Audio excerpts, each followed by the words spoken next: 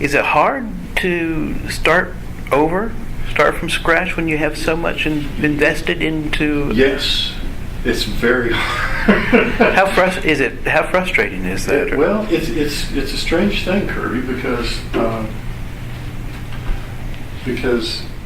one makes an investment in this kind of stuff.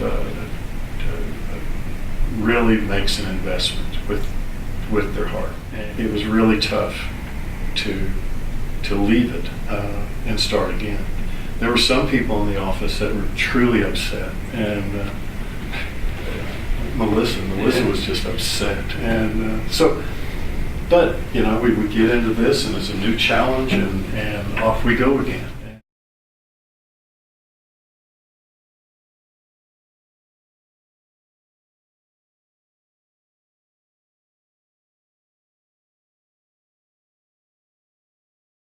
Initially, what were they looking for? Initially, they were wanting to fulfill a mission they had had for years and years, which was to create a facility where they could have programs. They've been travelers. They go from school to school, venue to venue, with their programs, and they wanted a permanent location for those. So this was the realization of that dream they'd had for years and years. One thing to note is, their home now is in the Harwelden Mansion. Sort of their main goal is the programs and furthering the arts in the community. It's a feasible task in the mansion, to really get down and dirty and produce the art and learn more about arts in general. That facility isn't really up to the task per se to do that properly, and so this new facility really endeavored to create a space for them to do that properly. The way projects like this begin is programming, where we start searching for what the building needs to be, what the building needs to contain, and more than anything, what kind of problems the building needs to solve for the clients. That's one of my favorite levels of the project or phases, just because you're gathering all this information that you may know bits and pieces, but you don't necessarily know exactly how the day-to-day operations are, or how a specific a job function truly is. And so you're gathering all this information and really trying to live a life in their shoes for a day and know exactly what they do and how they do it, and what they need from the design and from the architecture in order to better perform their tasks. Through that exercise, we created spaces, relationships, and meshed those with the programs that they were intending to have in the building. So in the end, we basically had a document that told us what the building should contain, how big everything needed to be, and how all those things related to each other. Then we began the process of design. And at the time when we started this, the Arts and Humanities Council had the west one half of the Matthews Warehouse. And so we did a complete project for the west side of the Matthews Warehouse. And so that's what this first project is. In fact, it actually won a design award for an unbuilt project. The first time around, we had the constraint of the Matthews Warehouse. I mean, we were putting the Visual Arts Center into an existing warehouse building. So we had columns that were there. We had to deal with them.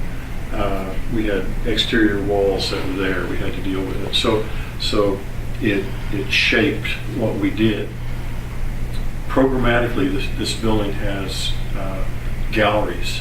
It has street studios where an artist can be at work and display their art at the same time and be completely interactive with the street.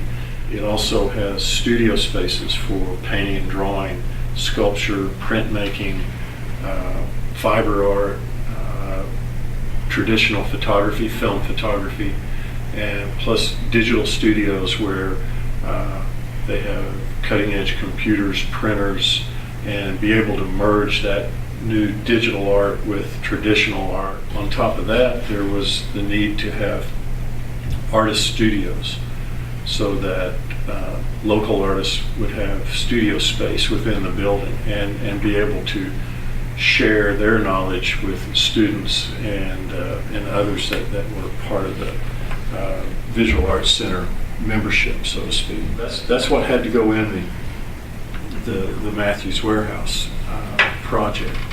The west wall of the Matthews Warehouse was unstable. It over the years it just didn't hold up, and so one thing we were doing was taking that west wall away and replacing it with glass, so that basically what we had was a gallery wall that was 30 feet tall, that was a gallery wall people in downtown Tulsa could look across over Union Station and into the Brady District and see a 30-foot by 100-foot long gallery wall.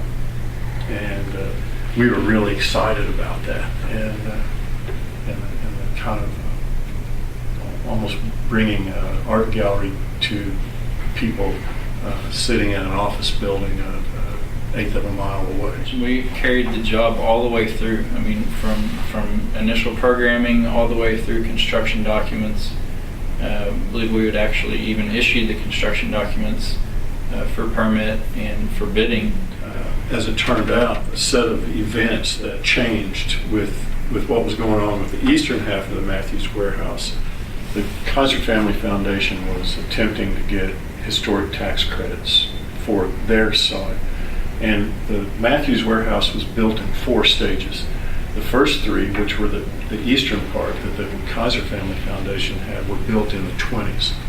And the last edition, which is what the Arts and Humanities Council was going to build their facility in, was actually built in 58. In theory, it didn't meet the criteria for historic tax credits. Then, as both projects proceeded onward, a stipulation was made that all the buildings had to be linked together to receive historic tax credits. And through an agreement with the Kaiser Family Foundation and the Arts and Humanities Council, we moved on to this site, and in order for those historic tax credits to be available.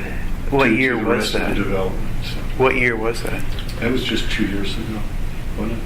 2.5. 2009, 2010. Yeah. Change that happened that allowed us to move on to this site created opportunity for everyone involved. And I think the Arts and Humanities Council are getting a home now that basically tailor-made without compromise. Where this necessarily had a few, it just did. But there was things about this that were delightful that we couldn't do here. Things that were where this one was 2 stories. This one needs to be 4 because we had a more compact size. So those kind of changes caused changes. The roof on this one was a different kind of place where, now we have roof access to the street on 3 levels, which is really kind of neat. This one was only on 1 level, but it also had its nice quality about it.